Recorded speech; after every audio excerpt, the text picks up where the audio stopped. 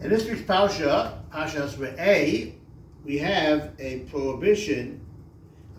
a mitzvah, that the Torah tells us that when the Jewish people enter Eretz Yisrael, the sanctity of the land, so one of the things that we have to do is get rid of the avodah zarah, the idolatry, and in fact you're supposed to break the altars that they use. Really touch them as mizbechosam. Okay? And then the Torah tells us that, of course, you should only break their altars, their idols. But for our altars, no, don't do anything to our altars. Leave the altar the way it is. The rabbis ask, that doesn't seem to make any sense. Do you need the Torah to tell you not to destroy the altars? What does that mean? Says the Chazal, says the rabbis, no, it's a prohibition to erase the name of Hashem. That doesn't mean to erase the altar. You shouldn't erase the name of God. Okay, why is that better? I mean, you're not really going to erase the name of God either. I'm not really sure why that's better. So the answer is possibly why it's better. Says the famous Rebbe of Heschel, the Chanukas HaTorah, acute insight, and that's as follows. We know there's a concept that every prohibition in the Torah, there's something corresponding to it that is actually mutter, that is permitted. Even pork.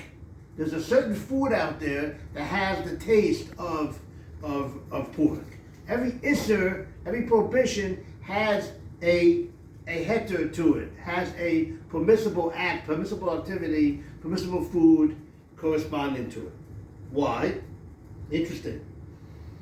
There's a concept in the Chazal, the rabbis tell us, a person shouldn't say, pig is disgusting to me. No, pig is great, pig is fine. I don't eat it because the Torah said not to eat it. If that's the case, so there has to be this concept that you taste, so to speak, pig. Not pig itself, you taste something which corresponds to it, something which is mutter, which tastes like pig. You have each prohibition, each lobster, you have something corresponding to lobster. Each thing, you have something corresponding to it that is mutter. Why? In order to taste it. You know what it tastes like. Because you know what pork tastes like by that other thing which corresponds to it, which is similar to it. If you wouldn't have it, then you would not be able to fulfill the Chazal, the statement of the rabbis that I said before. Because then you'd say, pig is disgusting. No, this way you have pig. But you don't eat it because the Torah said not to do it. If you didn't have that permissible activity, then maybe the things that you're not supposed to eat, you'd say, it's disgusting to me.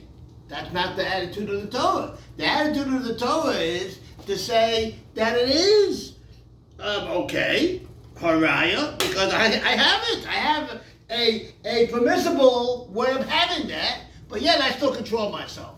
If the Torah wouldn't give you that, then it would be very hard for you to say, I know what it's like, but I stay away from it.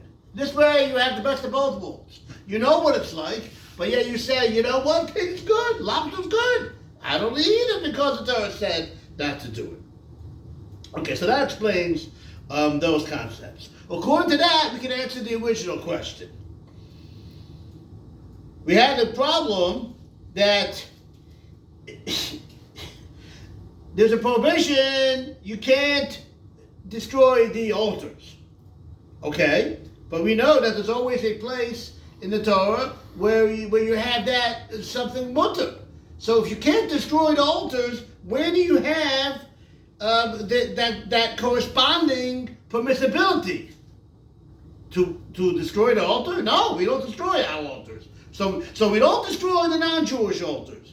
Where do you have that corresponding permissibility? Says the rabbis, you have it by erasing God's name. Why is that better? I'll tell you why it's better. Because by erasing God's name, we do have a permissibility. When is that? In the process of the sota. When the wayward woman who's accused of being not faithful to her husband, one of the things you do is she drinks a concoction. And in that concoction, one of the things in there is the name of God erased. I hope you understand this complicated couple steps of pilpul. This Dvar Torah was is being dedicated in the memory of my grandmother, Rus Bas Reb Chaim Shner Zalman Halevi. May her neshama have an aliyah. A good Shabbos.